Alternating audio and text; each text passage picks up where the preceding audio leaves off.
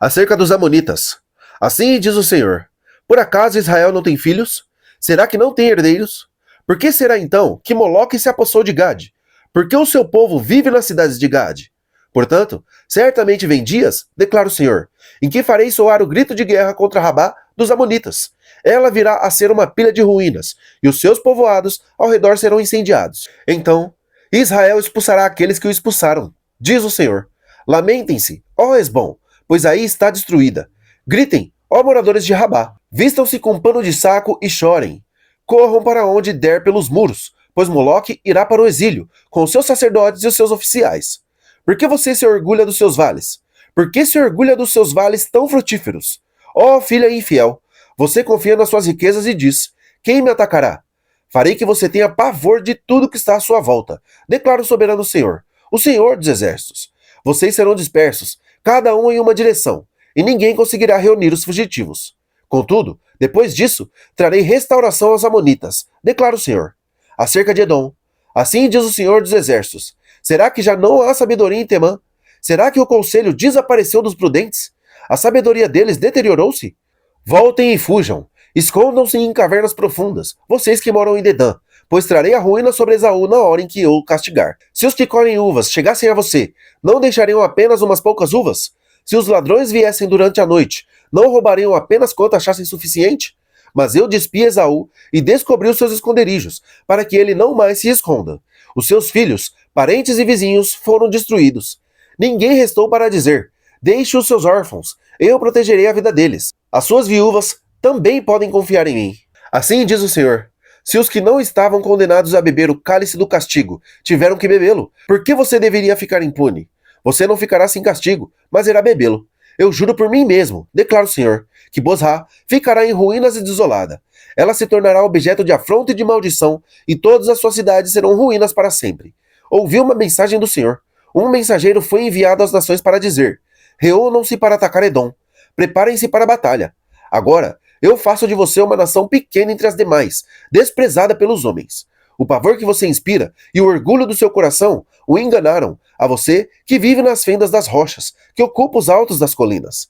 Ainda que você, como a águia, faça o seu ninho nas alturas, de lá eu o derrubarei, declara o Senhor. Edom se tornará objeto de terror. Todos os que por ali passarem ficarão chocados e zombarão de todos os seus ferimentos. Como foi com a destruição de Sodoma e Gomorra e das cidades vizinhas, diz o Senhor. Assim, ninguém habitará ali, nenhum homem residirá nela. Como um leão que sobe da densa floresta do Jordão em direção aos pastos verdejantes, subitamente eu caçarei Edom, pondo-a para fora de sua terra. Quem é o escolhido que designarei para isto? Quem é como eu que possa me desafiar? E que pastor pode resistir a mim? Por isso, ouçam o que o Senhor planejou contra Edom, o que preparou contra os habitantes de Temã. Os menores do rebanho serão arrastados, e as pastagens ficarão devastadas por causa deles. Ao som da sua queda, a terra tremerá. O grito deles ressoará até o Mar Vermelho. Vejam, uma águia, subindo e planando, estende as asas sobre Bozrá. Naquele dia, a coragem dos guerreiros de Edom será como a de uma mulher que está dando à luz. Acerca de Damasco, Amate e Arpade estão atônitas, pois ouviram más notícias. Estão desencorajadas, perturbadas como o mar agitado que não pode acalmar-se. Damasco tornou-se frágil. Ela se virou para fugir e o pânico tomou conta dela.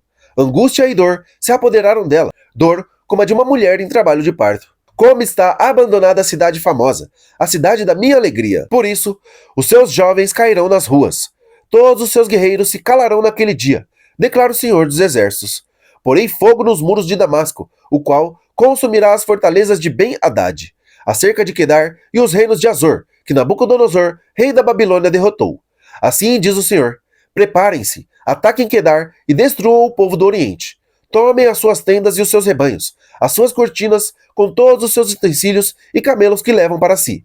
Gritem contra eles, há pavor por todos os lados. Fujam rapidamente, escondam-se em cavernas profundas, vocês habitantes de Azor, declara o Senhor. Nabucodonosor, rei da Babilônia, fez planos e projetos contra vocês. Preparem-se e ataquem uma nação que vive tranquila e confiante, declara o Senhor. Uma nação que não tem portas nem trancas e que vive sozinha.